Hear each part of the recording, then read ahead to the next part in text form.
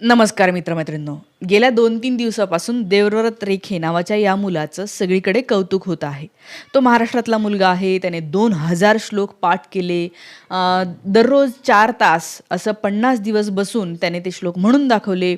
ही गोष्ट त्याने केलेलं हार्डवर्क, त्याने केलेली मेहनत दाखवते. हे निश्चितच आहे. त्यामुळं त्याच्या घरच्यांना कौतुक असणं हे स्वाभाविक आहे. पण आज सोशल मीडियावर जर पाहिलं तर 2 गट झालेले दिसतात.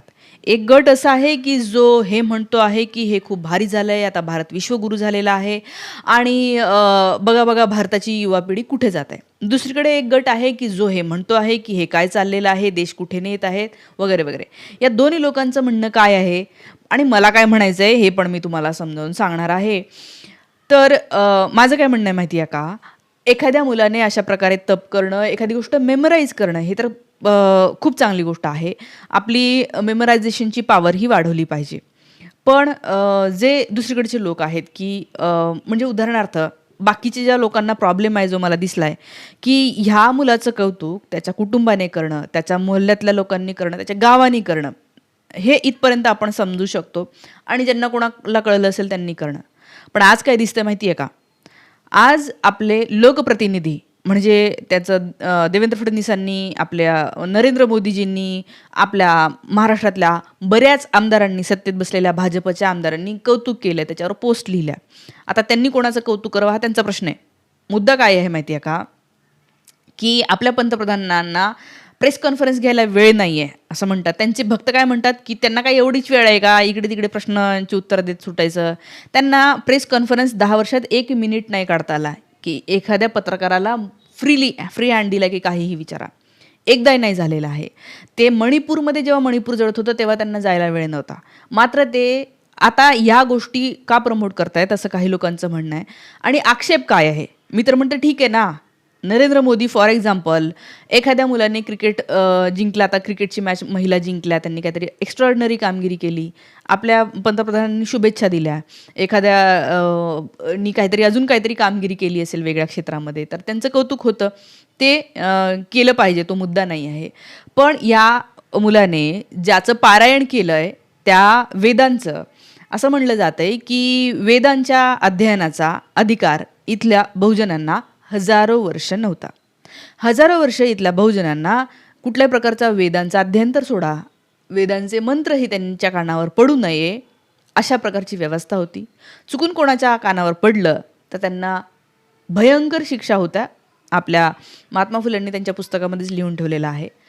मग आता लोक असं म्हणतायत, मी लोकांचं सांगते, लोक असं म्हणतायत, की ज्या वेदांचा अध्ययन करण्याचा अधिकारच बहुजनांना नाकारलेला होता, त्या वेदाचं यांनी काहीतरी पाठ केलं, त्याचं कौतुक कशाला करताय? असं लोक म्हणतायत. दुसऱ्या काय प्रतिक्रिया आहे ते मी तुम्हाला वाचून दाखवते, की जे काही Facebookवर सध्या वाद चाललेला आहे ना, की काही लोकं उलट-सुलट म्हणतायत, की फॉर एक्झाम्पल ते काय एक अकाउंट आहे जे भाजप सपोर्टर आहेत त्या मॅडम, त्या असं म्हणतात, की हे जातीवादी लोक आहे. तो देवव्रत हा ब्राह्मण असल्यामुळे त्याला लोकं विरोध करताय की त्याच्यावर टीका करत आहेत. तर मला असं नाही दिसलं, की कोणी ब्राह्मण आहे म्हणून टीका केली. कारण खरं म्हणजे इंदुरीकर महाराज जे की देशमुख आहे सगळ्यांना माहिती आहे.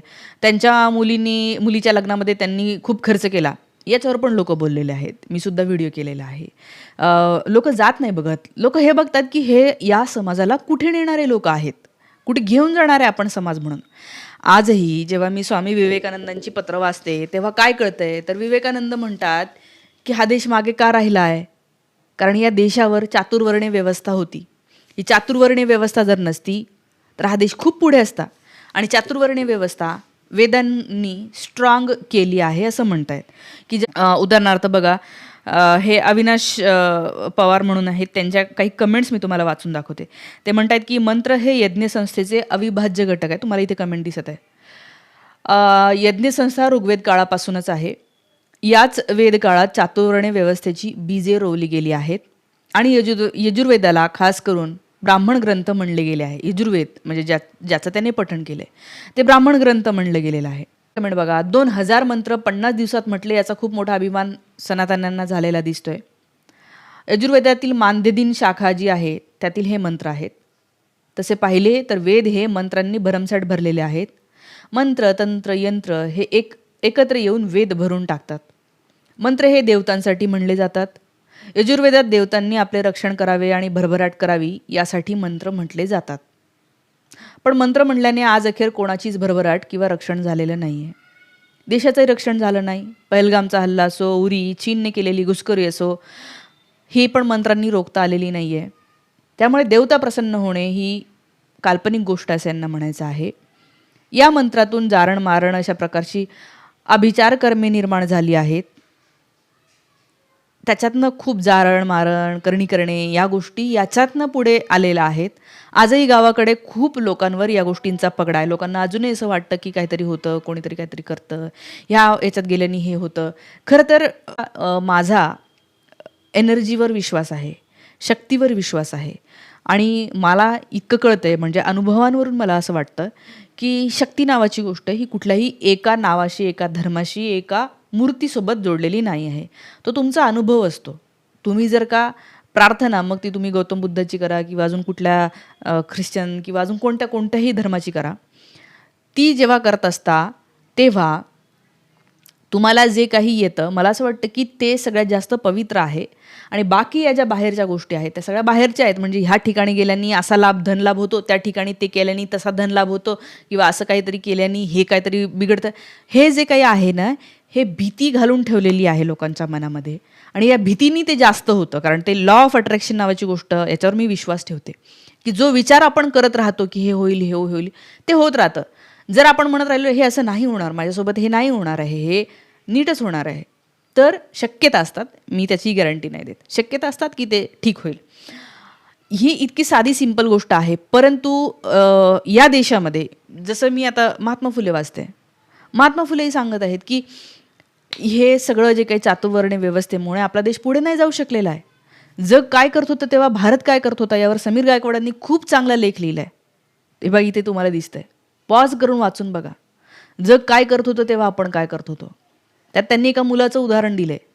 6व्या वर्षी तो शालेय शिक्षण झाला, 7व्या वर्षी तो हायस्कूल झाला आहे, आणि 11व्या वर्षी जवळपास म्हणजे तो ग्रॅज्युएट झाला आहे. त्याच्यानंतर त्यांनी PhD केलं आहे.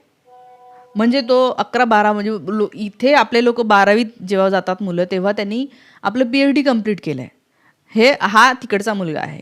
आता ते ठीक आहे, त्याची वैयक्तिक केपॅबिलिटी ती खूप चांगली असेल. तो आता संशोधन करतोय. संशोधनाने काय होतं तर जगाचं कल्याण होतं, है ना.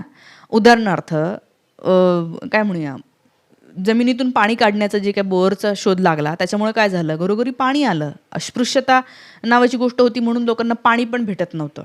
अनेक गोष्टी आहे, टेक्नॉलॉजी आहे, आपण असं बोलू शकतोय. अग्नीचा शोध लागला. या सगळ्या शोधांमुळे काय झालंय तर मनुष्याचं जीवन सुसह्य झालं.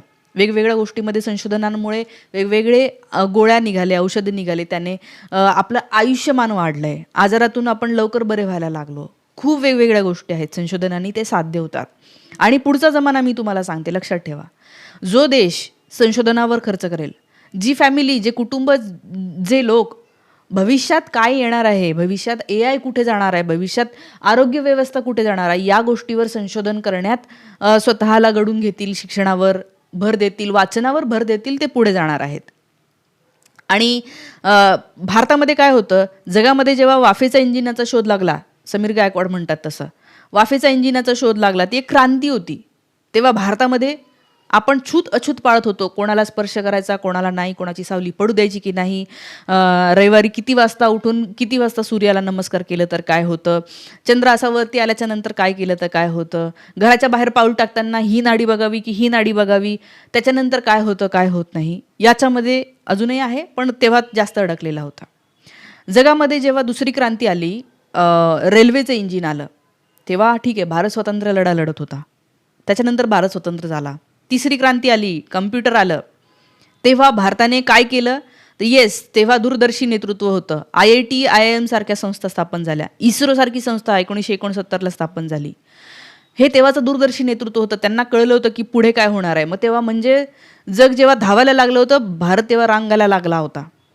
आणि आता जे AI मध्ये पुढे काय होणार आहे, रोबोटिक्समध्ये पुढे काय होणार आहे, याच्यावर जेव्हा जग विचार करतंय, तेव्हा भारत काय करतोय तर भारत नाही, संशोधन करणारे लोक आहेत, नाही करत असं नाही, पण असं म्हणतात एखाद्या समाजामध्ये नेते लोक जे असतात ते ज्या गोष्टीवर चर्चा करतात, ज्याचं ते कौतुक करतात, तशा गोष्टी फोफावतात. ते त्यांचं कौतुक करावं ना, घरापुरतं.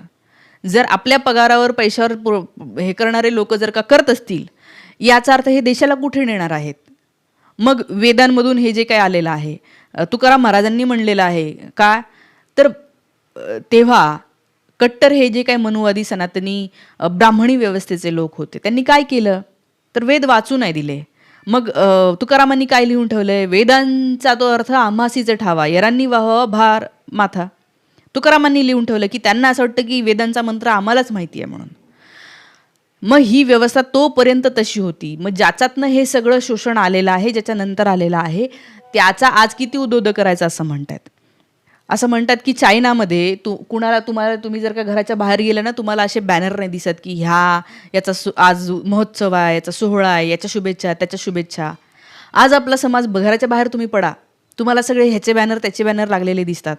अरे कुठलं तरी संशोधन केलं त्याचं बॅनर लावा ना, एखाद्या सायन्सच्या फॉर्म्युलाचं बॅनर लावा, गणिताचे हे लावा. कोणीतरी काहीतरी अचीव केलं, त्या परवाच्या दिवशी टीचर बनवली आहे का मुलाने, त्याचं बिचाऱ्याचं कौतुक नाही केलं कोणी, त्याचं नाही इतकं उद्योग केलं, त्याचं पंतप्रधानांनी, मुख्यमंत्र्यांनी सगळीकडे जगभरामध्ये कौतुक का नाही झालं? त्याचं कौतुक व्हायला पाहिजे ना. 4 लोकांनी केलं कौतुक, मी पण व्हिडिओ केला होता. पण अशा गोष्टीचं कौतुक व्हा ना जे पुढे नेणार आहे देशाला. तर हे नेते काय दाखवत आहेत आता, काय भीती काय आहे, उद्या हे अशामुळे शाळांमध्ये मंत्र पठणाच्या स्पर्धा होणार. शाळांतले टीचर 4 दिवस शाळा बंद करून हे मंत्रपठणाला पोरांना बसवणार.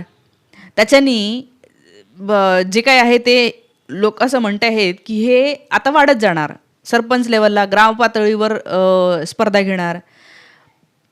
मी काय म्हणते, एखादी गोष्ट पाठांतर करण्याची स्पर्धा घेणं वेगळं, पण जी गोष्ट देशाला पुढे नेणार आहे, जी गोष्टीमुळे काहीतरी सायन्सच्या क्विज घ्या, तुम्ही गणिताच्या क्विज घ्या, तुम्ही रिग्रेसिव्ह गोष्टींना, ज्या गोष्टी आपण पोर्ट्री करतो त्या गोष्टी पुढे जातात असं म्हणतात. आणि म्हणून लोकांना याच्यावर आक्षेप आहे. तर काही लोकांना जर जे वाटतंय की जातीयवाद वगैरे, जर जातीयवाद असेल तर मग लोकांनी दाभोळकरांना का, दाभोळकर ब्राह्मण होते, इतकं का डोक्यावर उचलून धरलेलं आहे, कारण की ते समाजाला जे बरोबर आहे ते काम करत होते. साने गुरुजी यांना मी खूप मानते, इतकं मोठं काम करून ठेवलेलं आहे त्यांनी. नेहरू पंडित होते, ब्राह्मण होते, काश्मीरी पंडित होते.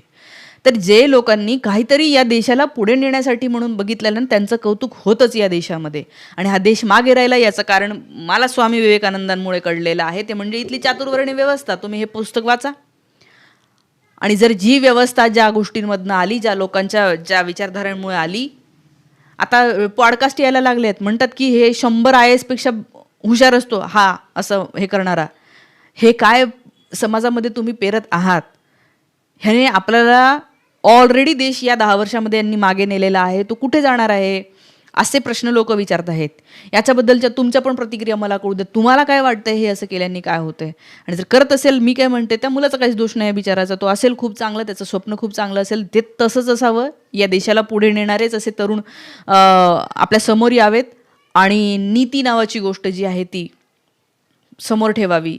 जेव्हा हे नरेंद्र मोदींच्या किंवा इतर योगी वगैरे लोकांच्या हातातून ते जेव्हा पुरस्कार घेतात, तेव्हा त्यांना सांगावं नीती काय आहे, सत्य काय आहे, देशाची काळजी म्हणजे काय आहे. मला असं वाटतं या गोष्टी या देशाला वाचवतील. याबद्दलच्या तुमच्या प्रतिक्रिया मला कमेंट करून सांगा. थांबते. Thank you so much.